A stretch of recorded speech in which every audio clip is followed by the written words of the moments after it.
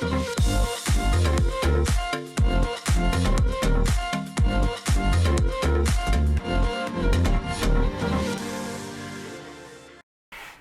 back to On the Record, and it's great to have you here with me today. Today I'm doing a show and tell again, because I've gotten some really cool records from Bill and Judy over at Records and Tapes Galore, and I want to show them to you and share them with you. Kind of a plain different background here. I'm taking apart my Halloween decorations, so it's kind of a cluttered mess over there. But what I want to start with is the history of British rock. Now, this record was released on Sire Records. Yeah, Sire Records, and it was back in 1974. Now, I wasn't so much interested in many of the artists on this, except it has Elton John with Lady Samantha on it. Now, Lady Samantha, being one of his very early releases, was not available at that time on this side of the ocean. Really, I mean, it wasn't included on, and now it's been re-released on many different albums. But at the time, I bought this double album just so that I could get that one particular song, and it is a good song. But there are many other good artists on this also. We've got the Beatles with Ain't She Sweet. Let's see, Peter and Gordon, I Go to Pieces. Love Potion number 9 with the Searchers. I love that song. That's one that never gets old. And we've also got, let's see, Rod Stewart, Little Misunderstood. The Hollies, Bus Stop. Chad and Jeremy, Summer Song, another great classic song of that era. Quinn, the Mighty Quinn the Eskimo. Let's see, we've also got Small Faces, Lazy Sunday, and many others. And as you open it up, it has a little write-up about each artist that's featured on this double album. This is History of British Rock Volume 2. I've not seen Volume 1. I'll show you what the Sire label looks like. And that's it right there. Doesn't look like it's ever been played. I know the copy that I had way back in the day when it first came out in 74. The only track that really got played on it was the Elton John one, Lady Samantha. Really cool song. If you've never checked it out, check it out. I think that was pre-Empty Sky, not 100% certain there. But then, in building my Elton John collection, I got the self-titled album, Elton John. Now, when I had Bill and Judy order this, I was expecting it to be on MCA or maybe Uni.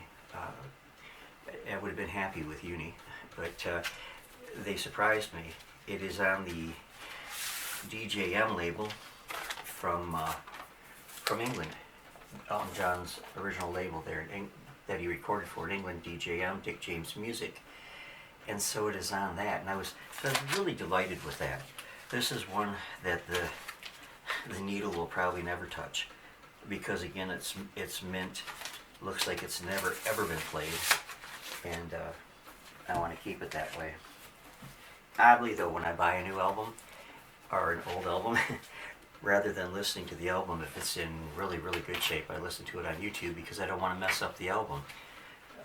But then this was a real treasure for me, Neil Sedaka's Greatest Hits. Now, Neil Sedaka recorded 3 albums for Rocket Records, Elton John's record company that he owns. And I had been told that back in the day that a Greatest Hits package had been proposed based on those 3 records, but I didn't know that one ever was released. Well, lo and behold, as I was looking through records at Bill and Judy's yesterday, here it is on the original Rocket label. I love the original Rocket label with the little train there with the funny face on it, and so it was released. I haven't checked to see if it charted or what it did, but it has some of they're all songs from those previous 3 albums that were for Rocket Records, like Laughter in the Rain, Standing on the Inside, which he did with 10cc. He also did Love Will Keep Us Together with 10cc. That's When the Music Takes Me with 10cc. Bad Blood, of course, with Elton John. Um, Love in the Shadows, great song that was a single. Solitaire, Stepping Out, again with Elton John. Breaking Up Is Hard to Do, and so on. So I was really, really delighted to find that. I had no idea that that had ever been released. Then harkening back to my early days of record collecting, when I joined Columbia House, I think it was, way, way, way back in the day. This was one of the first albums that I got, the Moody Blues in Seventh Sojourn.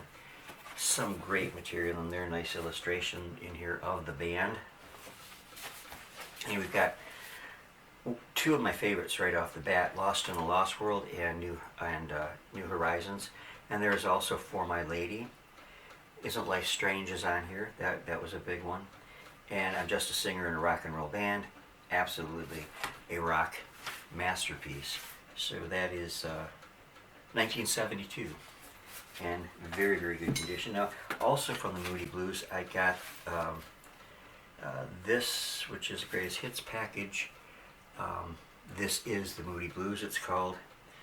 And it was released on Threshold Records, as was the previous one. And this one in 1974. And it has many, many great songs on it. Question, The Actor, Eyes of a Child, The Voyage. In the beginning, Ride My Seesaw. I'm Just a Singer, of course, in a rock and roll band, which I just took. New Horizon. Just some really great music on here. It was produced by Tony Clark, and the orchestral section on the album is by the London Festival Orchestra, arranged and conducted by Peter Knight, recording engineer Derek Varnells. I didn't get this one till much later, but again, double album, looks really good. Now this one is off on a whole nother track. This is the Honky Tonk Hits of Joe Finger's Car, and it's released on Good Music by Capitol Records. And this is, well, as you would expect, a lot of piano music, all piano music. And I like the label on it. If you can see that, it has the Capitol Record Tower from, is that in Hollywood, I think, or Hollywood, Los Angeles, one of those places out there on the West Coast. As I said, it was a 2-record set, and it featured some great old hits from days gone by. This was actually released in 1983, but a few of these that I've heard because of my collection of 78 RPM records, the 12th Street Rag, Darktown Strutter's Ball, That Old Gang of Mine, Down Yonder, Kitten on the Keys, the Old Piano Roll Blues, Alexander's Ragtime Band, the Charleston. Do you remember Charleston? Well, I do, but not because I'm that old. Anyways, lots of great music on 2 vinyl discs. And then we got John Philip Sousa, and conducts his own marches. So this is really cool. This was released on Everest Records. It is undated, though I believe it was in the 1960s. Let me show you what that label looked like first. Everest Records had kind of looked neat looking label, I thought.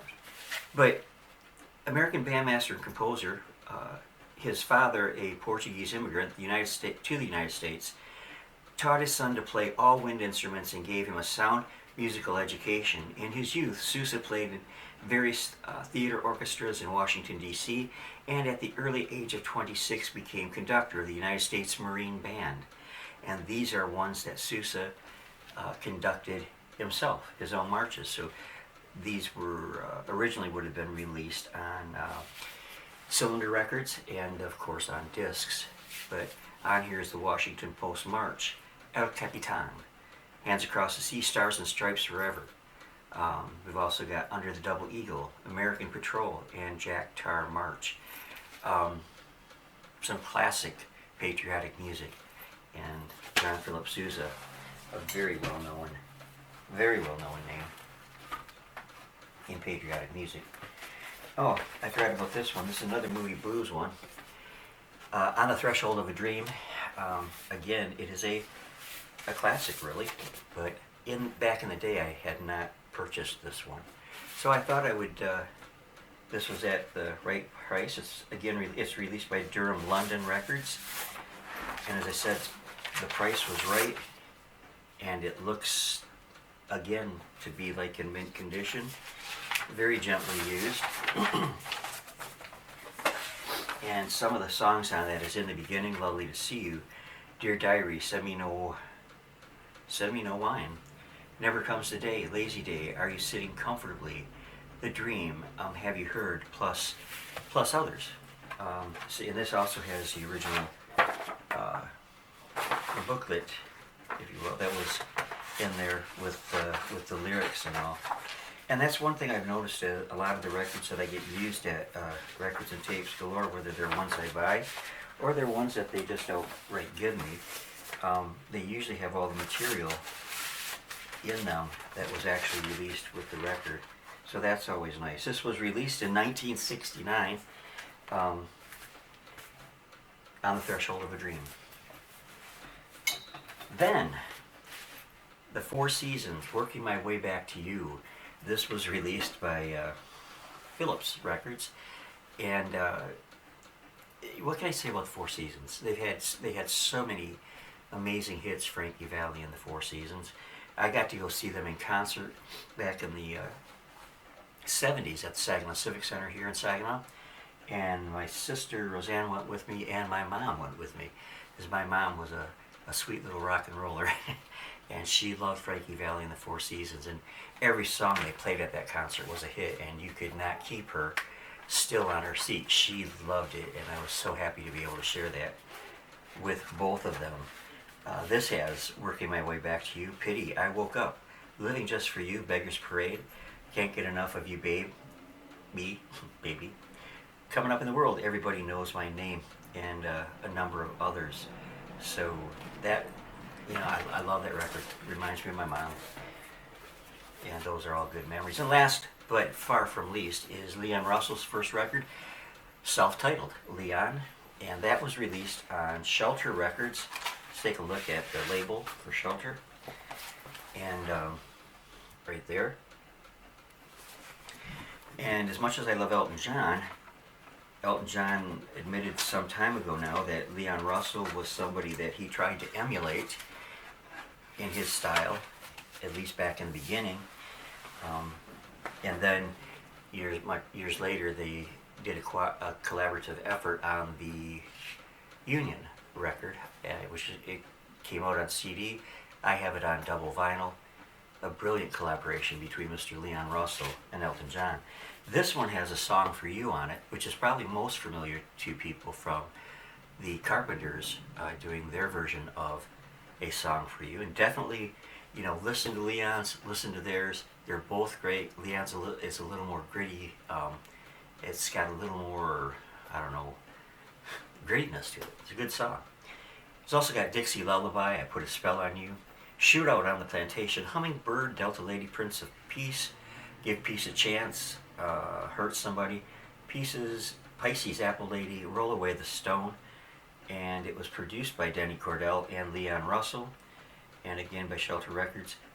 It does not have a release date on it. I believe it was in probably the early 70s, I think it was. So if you know, leave me a comment down below, and then we'll all know.